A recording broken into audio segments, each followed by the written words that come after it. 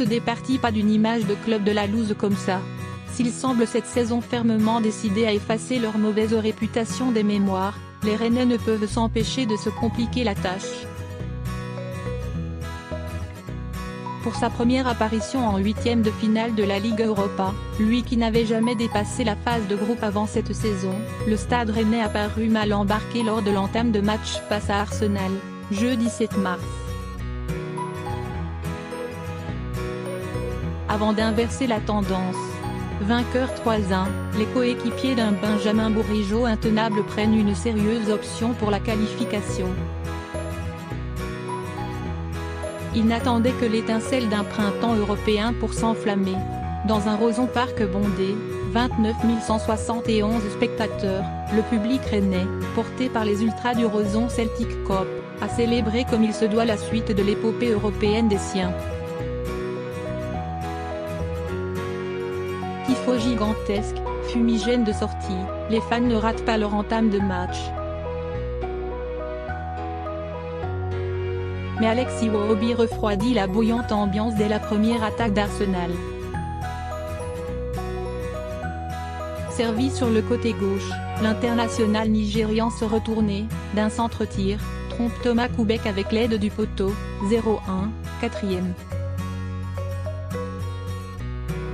Après Paris, puni d'entrée par Lukaku mercredi, les clubs français poursuivent leur fâcheuse entame de match de la semaine. Et comme lors du match aller face au Betis Séville, au tour précédent, les Rennais tombent de haut. Étincelle de Ben Arfa, volée de Bourigeaud. Point d'autant qu'après avoir tiré les premiers, les Anglais ont manqué de plier la rencontre dans les 10 premières minutes. Mais le portier rennais présente une main ferme face au boulet de canon du gunner Lucas Torreira, servi par un Iwobi intenable. Et après un premier quart d'heure ardu, les Bretons commencent à se projeter vers les buts de la deuxième équipe anglaise affrontée dans leur moins courte histoire européenne, après Aston Villa en 2001 dans feu la Coupe Intertoto. Après une première alerte de Clément Grenier, sur coup franc, l'étincelle vient d'Hatem Ben Arfa, à 10 minutes de la mi-temps. Le soliste rennais provoque un coup franc, un carton jaune pour Socratis puis un arrêt de Petr-Cech. Quelques minutes plus tard, une nouvelle accélération de l'ancien Parisien provoque l'expulsion du défenseur grec. Si Bourigeaud écrase le coup franc qui suit dans le mur, le milieu de terrain, malmené jusque-là par Granit Xhaka et Torreira, reprend la balle de volée. Et fusille les Gunners, 1-1, 42e.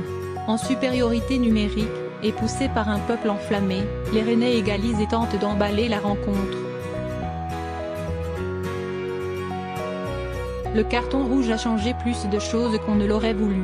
Mais ce sont des choses qui arrivent, a reconnu le technicien londonien Unai Emery après la rencontre. Si sur le pré les Rennais peinent à passer la vitesse supérieure, celle des compétitions continentales en seconde période, les tribunes, elles, montrent rapidement qu'elles ont le niveau européen. Et les fans accueillent avec amour le retour du fils prodige, Petr-Cech, qui garda les cages bretonnes de 2002 à 2004 avant de s'envoler pour l'Angleterre. Welcome home Petr, signale une banderole. Collectivement, on est de plus en plus fort. Et l'interminable gardien tchèque, sur le banc des Gunners en championnat, ne manque pas le rendez-vous avec son ex.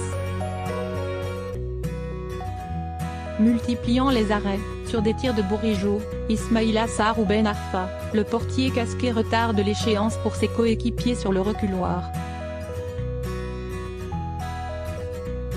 Dominateur mais imprécis dans certains gestes simples, à l'image de Sarr, les hommes de Julien Stéphane ne parviennent pas à prendre l'avantage. On n'est jamais trahi que par les siens, et c'est Nacho Monreal qui finit par tromper Cech. Après un pilonnage en règle de la surface d'Arsenal, Mehdi Stéphane récupère sur le côté droit, temporise et centre fort devant le but. Détournée par la hanche du défenseur espagnol, la balle trouve le petit filet des cages londoniennes, 2-1, 65e. Et Rennes ne s'arrête pas point sentant son équipe sur le point de défaillir. Unai Emery sort Pierre-Emerick Aubameyang, son dernier attaquant, pour renforcer sa défense. Le natif de Fontarabie connaît la chanson en Ligue Europa. S'il a échoué à franchir les huitièmes de finale de la Ligue des Champions avec le PSG, le Basque est le détenteur, avec Giovanni Trapattoni, du record de trophées soulevés à l'étage inférieur, 3, avec le FC Séville. Avant la rencontre, son homologue breton avait insisté sur le moment historique que constituait la rencontre pour nous, pour le club, et pour tous ceux qui le suivent. Ces joueurs ont répondu à l'appel jeudi. On savait qu'on avait les qualités individuelles, a martelé à chaud le capitaine Benjamin André, au micro du diffuseur, RMC Sport. Mais collectivement, on est de plus en plus fort. On fait les efforts ensemble, on arrive à combiner ensemble, et on est décisif. Première défaite d'Arsenal sur le sol français. Alors que Stéphane encourage ses ouailles à accélérer jusqu'au bout, les Rennais plantent une ultime banderille. Sur une contre-attaque menée tambour battant, l'entrant James Lea Siliki brosse un centre au cordeau et le dépose sur la tête de Sarr. Imparable, le tir du Sénégalais trouve les filets londoniens et fait basculer le Roazhon Park dans l'extase. 3-1, 88e. Soirée de première au Roazhon Park. Outre l'évidente première victoire des Rouges et Noirs à ce stade de la compétition, il n'y avait jamais accédé moins. Arsenal s'incline pour la première fois sur le sol français en Coupe d'Europe. Rennes restera pour toujours comme le premier club français à battre Arsenal sur le sol français. C'est un monument européen, s'est félicité le président du club Olivier Létang après la rencontre.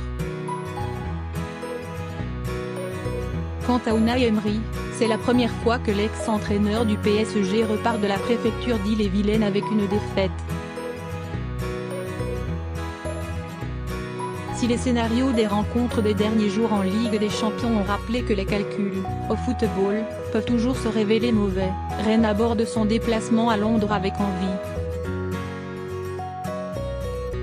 Cette victoire n'est pas une fin en soi, seule la moitié du chemin est faite, a insisté Adrien Enou.